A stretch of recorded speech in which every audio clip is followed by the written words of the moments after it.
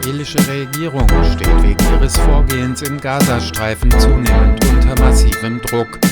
Der Chefankläger des Internationalen Strafgerichtshofs beantragte Haftbefehle gegen Ministerpräsident Benjamin Netanyahu und dessen Verteidigungsminister Yoav Gallant, aber auch gegen ranghohe Hamas-Vertreter.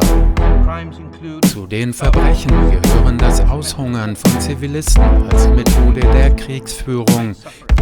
Israel memperkirakan bahwa pendapat penasihat yang dikeluarkan oleh Mahkamah Internasional, ICJ, yang meminta Israel untuk mengakhiri pendudukan ilegalnya di wilayah Palestina, dapat mendorong para hakim pengadilan kriminal internasional, ICC, di Den Haag untuk mengeluarkan keputusan internasional surat perintah penangkapan untuk Perdana Menteri Benjamin Netanyahu dan Menteri Pertahanan Yoav Gallant.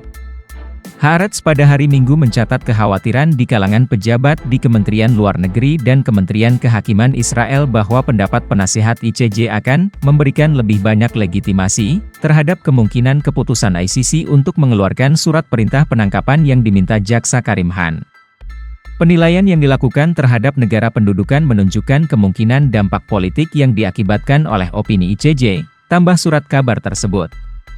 ICJ mengeluarkan pendapat penasehatnya pada hari Jumat mengenai konsekuensi hukum yang timbul dari kebijakan dan praktik Israel di wilayah pendudukan Palestina, termasuk Yerusalem. Pengajuan permintaan mendadak Khan untuk mengeluarkan surat perintah penangkapan terhadap para pemimpin Israel atas tuduhan melakukan kejahatan perang di Gaza adalah upaya pertama ICC untuk menangkap pemimpin negara yang didukung Barat tersebut saat masih menjabat. Israel akan menjadi sekutu terkuat Amerika Serikat di Timur Tengah, terlepas dari siapa yang terpilih sebagai presiden pada bulan November, kata Perdana Menteri Benjamin Netanyahu pada hari Senin sebelum terbang ke Washington, tempat ia akan berpidato di depan Kongres AS, menurut laporan Reuters. Kunjungan tersebut, yang merupakan kunjungan pertama Netanyahu ke sekutu internasional terpentingnya sejak kembali menjabat Perdana Menteri untuk masa jabatan ke-6 pada akhir tahun 2022, dibayangi oleh keputusan Presiden Joe Biden untuk tidak mencalonkan diri kembali. Netanyahu mengatakan bahwa dia akan berterima kasih kepada Joe Biden atas semua yang telah dia lakukan untuk Israel sepanjang karirnya dan berdiskusi dengannya mengenai isu-isu seperti menjamin pembebasan sandera Israel di Gaza, mengalahkan gerakan perlawanan Islam Palestina, Hamas, dan menghadapi Iran dan proksinya di Israel. Pertemuan dengan Biden untuk sementara direncanakan pada hari Selasa jika Presiden berusia 81 tahun itu telah pulih dari COVID-19.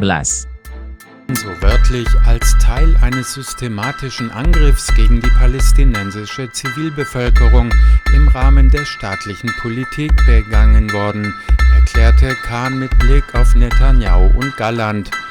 Israels Außenminister Israel Katz wies das Vorgehen des Strafgerichtshofs als so wörtlich skandalös zurück.